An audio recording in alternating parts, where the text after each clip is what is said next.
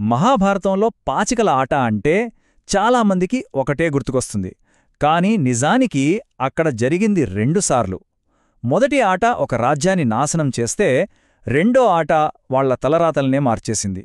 ఇది గౌరవం ముసుగులో జరిగిన ఒక పెద్ద మోసం.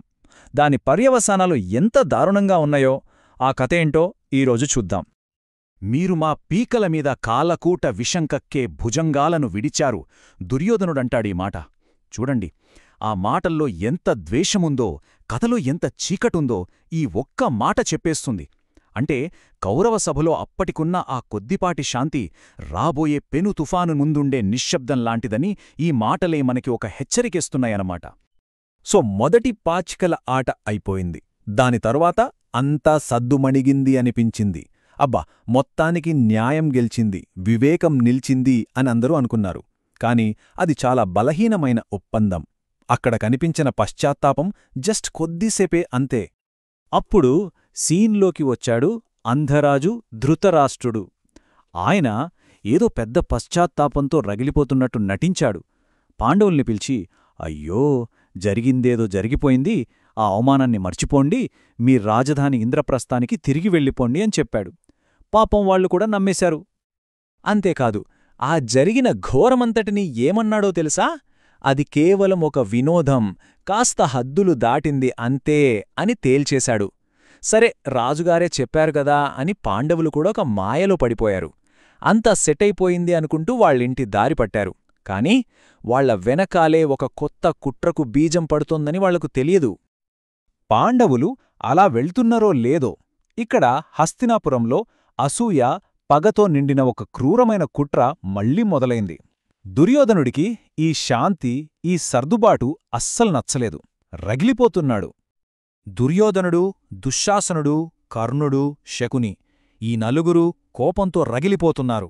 పాండవులు అలా స్వేచ్ఛగా ఉండటం తమ ప్రాణాలకే ప్రమాదమని వాళ్లు గట్టిగా నమ్మారు. ఆ భయం, ఆ అసూయే వాళ్లని తొందరపెట్టాయి. అందుకే వెంటనే వాళ్లని మళ్లీ దెబ్బకొట్టడానికి ఒక కొత్త ప్లాన్ వేశారు. దుర్యోధనుడికి తన తండ్రి వీక్నెస్ ఏంటో బాగా తెలుసు. అదే పుత్రప్రేమ. దాన్ని అస్త్రంగా వాడుకున్నాడు. తండ్రి దగ్గరికి వెళ్ళి, వాళ్లు బ్రతికున్నంతకాలం నా జీవితానికి శాంతి లేదు నాన్నా, మనం వాళ్లను మళ్లీ ఆటకు పిలవాల్సిందే అని చెప్పాడు. ఆ వాటలతో రాజును మళ్లీ పాచికలాటకు ఒప్పించేశాడు. చూడండి, ఒకవైపు కొడుకు ద్వేషం, మరోవైపు తల్లి గాంధారి హెచ్చరిక. ఆమె ఎంతలా వేడుకుందంటే, ఈ ఆటను ఆపండి, సోదరుల మధ్య ఈ ద్వేషాన్ని ఎందుకు పెంచుతారు? వీడు మన కుటుంబాన్ని నాశనం చేయడానికే పుట్టాడు అని అరిచింది. ఆమె మాటలు ఒక రకంగా భవిష్యవాణిలాంటివి. కాని రాజుగారికి ఆ మాటలస్సలు వినిపించలేదు. పాండవులను వెనక్కి పిలిచారు. వాళ్లు తిరిగి సభలోకి అడుగుపెట్టారు. కాని అక్కడ వాళ్లకోసం ఒక ప్రాణాంతకమైన ఆట ఎదురుచూస్తోందని వాళ్లకు తెలీదు. విధికి తలవంచినట్టుగా వాళ్లు మరోసారి ఆ ఉచ్చులో అడుగుపెట్టారు. ఇక్కడే అందరికీ ఒక పెద్ద ప్రశ్నొస్తోంది. ఇది ఒక ట్రాప్ అని స్పష్టంగా తెలుస్తోంది కదా, మరి తెలిసి కూడా యుధిష్ఠిరుడు మళ్లీ ఆ ఆటకు ఎందుకొప్పుకున్నాడు? ఎందుకు? దానికి సమాధానం ఒక్కటే, అతన్ని కట్టిపడేసిన ఆ ఒక్క పదం: ధర్మం. క్షత్రియ ధర్మం అంటే ఒక యోధుడి పవిత్ర కర్తవ్యం. ఆ ధర్మం ప్రకారం ఒక రాజు ఇంకో రాజుని సవాలు చేసినప్పుడు, ముఖ్యంగా పాచికల ఆటల్లాంటి వాటికి ఆహ్వానించినప్పుడు, దాన్ని తిరస్కరించడం పెద్ద అవమానం, పెరిగితనం కింద లెక్క. అందుకే యుధిష్ఠిరుడి నిర్ణయం అవివేకం కాదు, అది తన కర్తవ్యానికి కట్టుబడిన ఒక యోధుడి విషాదం.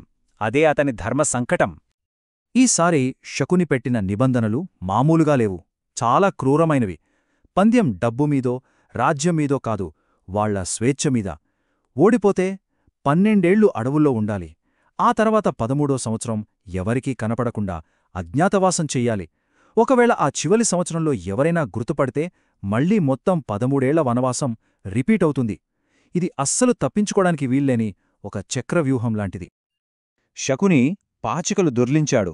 పాండవులు ఓడిపోయారు. అంతే, ఒక్క క్షణంలో వాళ్ల భవిష్యత్తు మొత్తం చీకట్లోకి జారిపోయింది. అంతా అయిపోయింది. ఆ ఓటమితో ఒక అవమానకరమైన అరణ్యవాసం మొదలైంది. నిన్నటిదాకా రాజులుగా ఉన్నవాళ్లు ఇప్పుడు వనవాసులుగా మారారు. ఆ ఒక్క పంద్యం వాళ్ల రాజ్యాన్ని మాత్రమే కాదు, వాళ్ల జీవితాలనే తలక్రిందులు చేసేసింది. ఆ నిండు సభలోనే చక్రవర్తులుగా వెలిగిన పాండవులు తమ పట్టు వస్త్రాలు విప్పేసి నారబట్టలు కట్టుకున్నారు. వాళ్ల హోదా, వాళ్ల గౌరవం అన్నీ ఆ సభ మధ్యలోనే మట్టిలో కలిసిపోయాయి. సభలో ఉన్నవాళ్లంతా మాటలు రాక దుఃఖంతో నిశ్శబ్దంగా చూస్తూ ఉండిపోయారు. ఇది కేవలం ఒక రాజకీయ ఓటమి కాదు, ఇది ఒక తల్లి గుండె కోత. తన కళ్లముందే పాలించడానికి పుట్టిన కొడుకులు అలా అడవులకు వెళ్ళిపోతుంటే కుంతి ఏమనుకుందో తెలుసా? ఈ దృశ్యం చూసి కూడా నా గుండె పగలకుండా ఉందంటే అది ఖచ్చితంగా రాయితో చేసిందే అయ్యుండాలి అని విలపించింది. ఆమె బాధకు అంతులేదు. అయితే పాండవులు అలా వెళ్ళిపోవడం కేవలం ఓటమి కాదు, అది భవిష్యత్తులో రాబోయే ఒక మహాయుద్ధానికి సంకేతం. వాళ్ల మౌనం వెనుక నిప్పులు చెరిగే శపథాలు దాగి ఉన్నాయి. వాళ్ళు నగరం విడిచి వెళ్తున్నప్పుడు రాజసలహాదారుడైన విదురుడు వాళ్ళని గమనిస్తూ ఉన్నాడు. పాండవులు, ద్రౌపది వాళ్లు వెళ్లేటప్పుడు చేసిన ప్రతి చిన్న సైగ వెనుక ఒక భయంకరమైన శపథం దాగి ఉందని ఆయన అర్థం చేసుకున్నాడు. వాళ్లు చేసిన ప్రతి సంజ్ఞ ఒక భయంకరమైన శపథానికి గుర్తు. యుధిష్ఠిరుడు తన ముఖాన్ని కప్పుకున్నాడంటే తనలో రగులుతున్న కోపం ఒకరోజు బయటపడుతుందనే అర్థం. భీముడు తన బలమైన భుజాలను చూసుకున్నాడంటే తన శత్రువులను తన బలంతో నాశనం చేస్తానని చెప్పినట్టే. అర్జునుడు నేలమీద ఇసుక చల్లాడాడంటే భవిష్యత్తులో బాణాల వర్షం కురిపిస్తానని హెచ్చరించాడు. ఇక ద్రౌపది తన జుట్టుతో ముఖాన్ని కప్పుకుంది. దాని అర్థమేంటంటే ఒకరోజు వాళ్ల శత్రువుల భార్యలు ఇంతకంటే దారుణంగా ఏడుస్తారని. వాళ్ల మౌనమే ఒక ప్రతీకార వాగ్దానంగా మారింది. చివరికి ధృతరాష్ట్రుడు తన తప్పు తెలుసుకున్నాడు.